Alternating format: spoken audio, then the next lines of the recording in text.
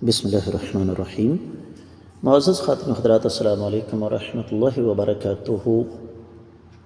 ایک مسلمان کے خون کی قدر و قیمت کیا ہے، یا ایک مسلمان کا خون کتنا قیمتی ہے، یہ ہے ہمارے آج کے حدیث کے سبق کا موضوع۔ مشکوٰۃ المصابیح کتاب القصاص 3464ویں حدیث کتاب میں اور 17 ہے باب میں۔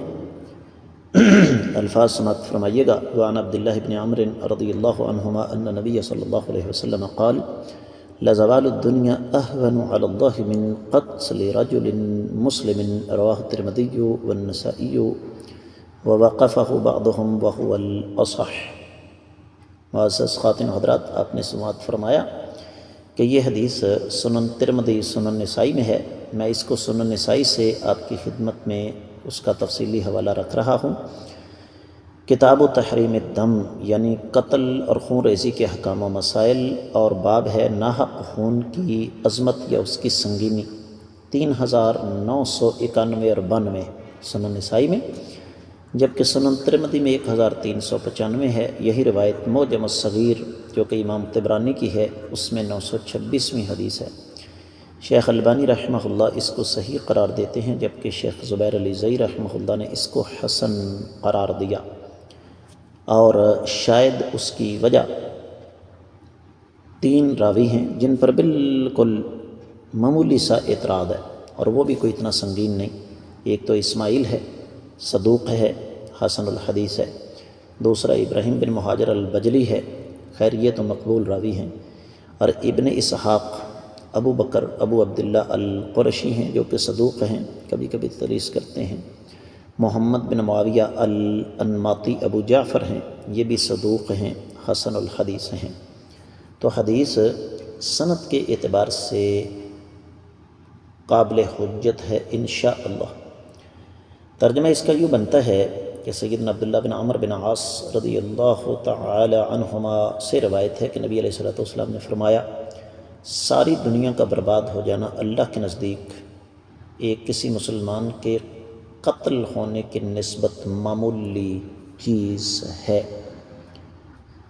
معزز خواتین و حضرات، یہ حدیث اپنی وضاحت خود کر رہی ہے، لیکن شرعی ذمہ داری ہے، لہذا ایک دو نقطہ آپ کی خدمت میں رکھ دیتا ہوں کہ ایسا کامل مومن جو اللہ کی ذات اور اللہ کی صفات کا علم رکھنے کے ساتھ ساتھ اسلامی احکامات پر پوری طرح کاربند ہو، ایسے مومن کا ناحق قتل ہو جانا اللہ کی نظر میں ایسے ہی ہے جیسے دنیا والوں کی نگاہ میں دنیا کی عظمت۔ دوسرے لفظوں میں یہ حدیث ہمیں بتاتی ہے کہ نبی کریم صلی اللہ علیہ وسلم کے فرمان کی روشنی میں ایک مومن کا قتل کتنا بڑا ظلم اور جرم ہے۔ اگر دنیا ایمان والوں کے بغیر ہو تو پھر اس دنیا کا فائدہ ہی کوئی نہیں۔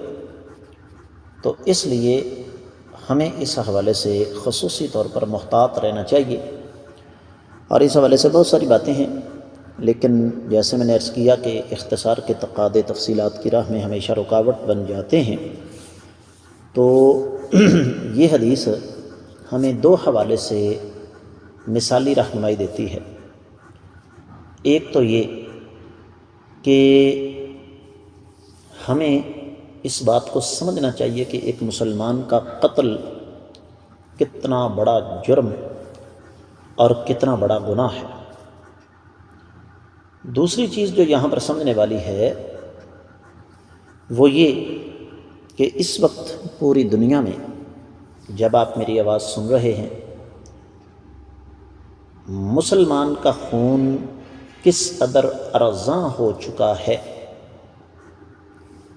کبھی ہم نے اس بات پر غور کیا؟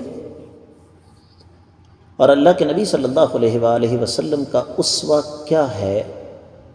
سیدنا عثمان غنی رضی اللہ تعالیٰ عنہ کے بارے میں جب آقا علیہ السلام کو پتہ چلا صلح حدیبیہ کے سال کہ ان کو شہید کر دیا گیا، آپ نے فرمایا 1400 شہید ہو جائے گا یا اس کے خون کا بدلہ لیں گے۔